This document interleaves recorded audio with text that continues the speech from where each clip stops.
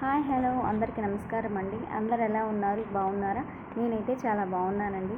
ఇవాళ మీకోసం మరొక చిన్న వ్లాగ్ని అయితే షేర్ చేయబోతున్నాను. ఇది నా ఈవినింగ్ వ్లాగ్ అండి.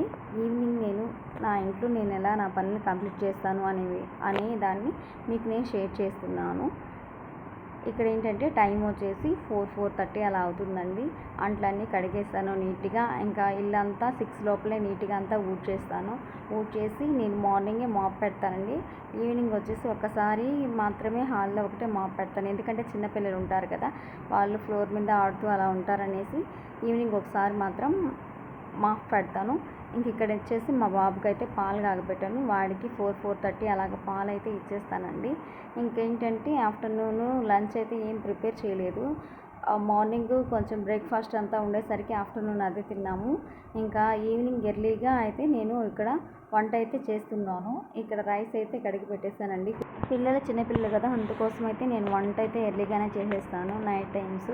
ఎందుకంటే మళ్ళీ వాళ్ళని నిద్రపించాలి కదా, అందుకోసం అనేసి వాడికి పాలు కాగబెట్టేటప్పుడు ఇంకొక సైడ్ అయితే రైస్ అయితే కడిగి పెట్టేశాను. ఇంకా మా వాడైతే ఇక్కడ ఆడుతూ ఉన్నాడు, పాలు కోసం వెయిటింగ్. ఇంకోటి ఏంటంటే ఇక్కడ చట్నీ అయితే చేశాను. ఇంకా ఈ మార్నింగ్ది ఇంకొంచెం కర్రీ ఉందండి, ఆలూ కర్రీ. అలాగే కొంచెం పచ్చడి చేస్తున్నాను. పచ్చడి ఇంకా పెరుగు అవన్నీ ఉన్నాయి. ఇంకా ఇన్ని వేసుకొని అయితే వాళ్ళకి అడ్జస్ట్ అయిపోతాం. చట్నీ ఉంటే చాలు, ఇంకేం అవసరం లేదు.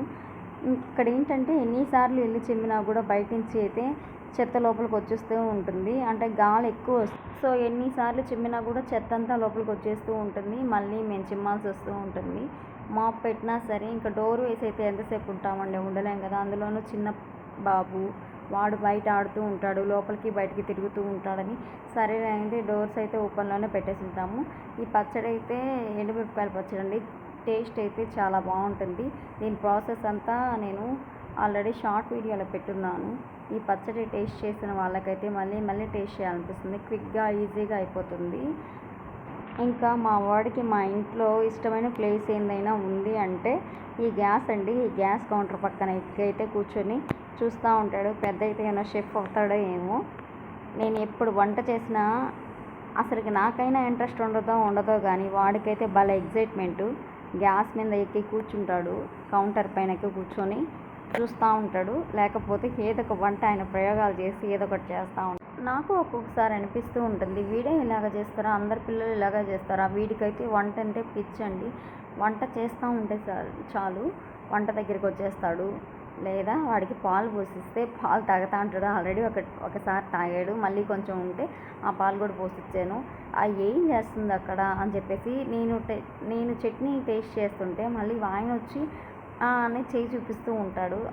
టేస్ట్ చేయాలంటే పెడితే కొంచెం తినేసి అప్పుడు కామ్గా ఉంటాడు. అలాగా ఏదైనా సరే ఫస్ట్ నేను వంట చేసిన తర్వాత టేస్ట్ వాడికే చూపిస్తాను. వాడికి నచ్చితే అందరికీ నచ్చినట్లే. అంటే వాడు తిని అంటే వాడు ఎక్స్ప్రెషన్ చూడాలి. ఈ చట్నీ చేసినప్పుడైతే వాడికి పెడితే తిని మళ్ళీ చేయి చెప్తున్నాడు. సో వాడే తింటున్నాడంటే ఎంత బాగుంటుంది. ఇంకా టైం వచ్చేసి అప్పుడు 5:30 6 అయిపోతుంది. ఇంకా పాపకైతే స్నానం చేయించేసాను. పాపకి మళ్ళీ 6:30 7 అలా అయితే కొంచెం మళ్ళీ చలిగా ఉంటుంది కదా. సో పాపకైతే నీట్గా స్నానం చేయించేసాను. బాబు కూడా స్నానం చేసేసాడు.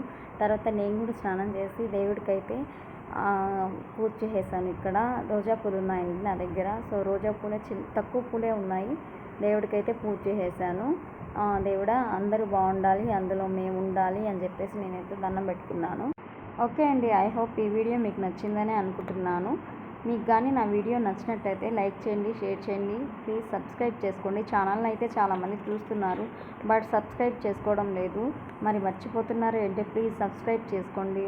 Thank you for watching my channel. Bye.